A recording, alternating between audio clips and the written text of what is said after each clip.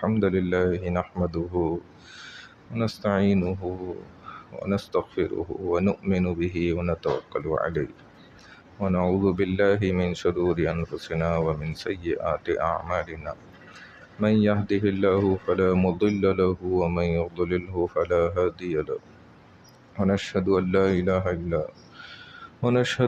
إله إلا الله وحده لا شريك له ونشهد أن سيدنا ومولانا محمدا عبده ورسوله۔ ہم مسلمان عید مناتے کیوں ہیں، یہ بات مختصراً انشاءاللہ میں آج سمجھا دیتا ہوں۔ اللہ پاک نے ہمیں رمضان کی نعمت عطا فرمائی۔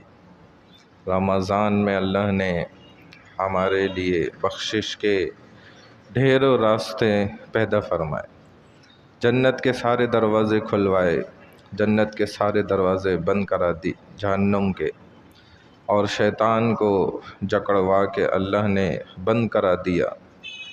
جو نفل نماز اس کے 70 گنا اس کو بڑھا دیا، فرض کے برابر کر دیا نفل کو، اور فرض کو 70 گنا بڑھا دیا۔ اور کہتے ہیں کہ ایک اگر سجدہ فرض کا یہ چھوڑ دیا اس نے اور ساری زندگی تک نفل پڑھتا رہے، اس کے ثواب کو نہیں پہنچ سکتا۔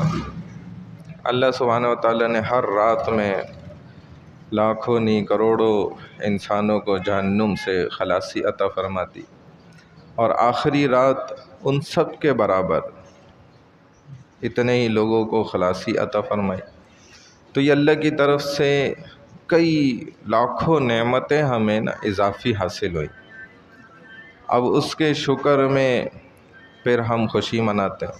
اللہ سبحانہ وتعالیٰ کی طرف سے یہ ضیافت ہے، عید کا دن مبارک ہے، اپنے روٹھے ہوئے کو منانے کا بھی دن ہے، جن سے تعلق خراب ہو گیا ان سے بھی دوستی کرنے کا دن ہے، معاف کرنے کا دن ہے، رواداری کا دن ہے، اور جن لوگوں ہمارے رشتہ دار ہیں وہ ناراض ہیں، قطع تعلقی ہے، قطع رحمی ہے، اس کو جوڑنے کا دن ہے یہ۔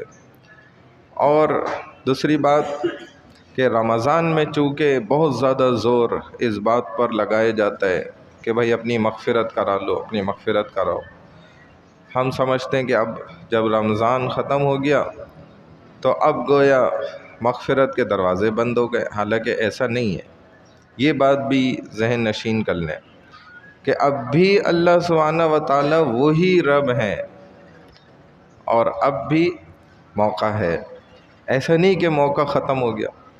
تو اگر اب بھی کوئی انسان رہ چکا ہے، کیونکہ انسان ہے، عادت ہے اس کی کہ وہ آخری وقت تک انتظار کرتا ہے کہ جی کر لوں گا۔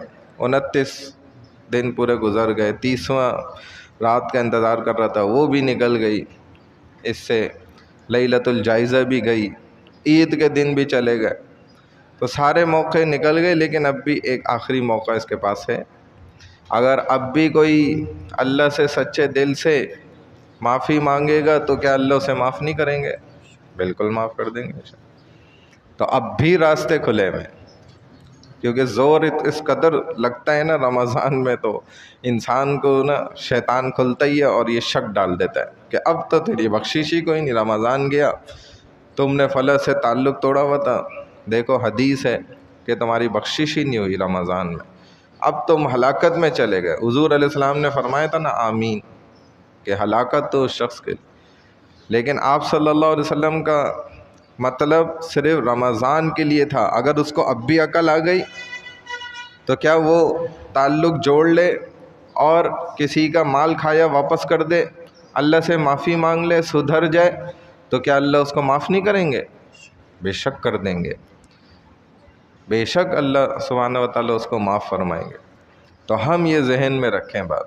تو اگر خدا نخواستہ اب تک بھی ہم نے کوشش نہیں کی تھی تو اب ہمارے پاس موقع ہے کہ ہم حقوق اللہ کو بھی پورا کریں، حقوق العباد کو بھی پورا کریں، کیونکہ بھائی یہ دونوں پرچے کیا ہیں؟ کمپلسری ہیں، لازمی پرچے ہیں دونوں۔ انشاءاللہ اس پر میں کل بات کر لوں گا، زندگی رہی۔ اللہ ہم سب کو عمل کی توفیق عطا فرمائے۔ تعلیم بالغہ کا سلسلہ انشاءاللہ آج سے شروع ہو جائے گا، اس کے داخلے بھی آج سے شروع ہیں۔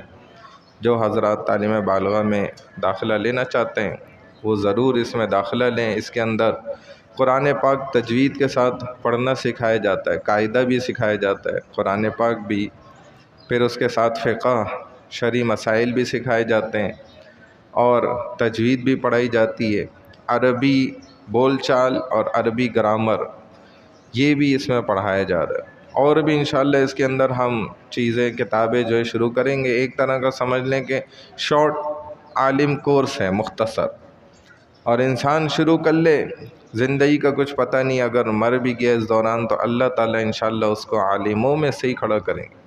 قبر میں ایک فرشتہ متعین کر دیں گے جو اس کو پڑھائے گا، استاد ہوگا اس کا۔ اللہ ہم سب کو اس پہ عمل کرنے کی توفیق عطا فرمائے۔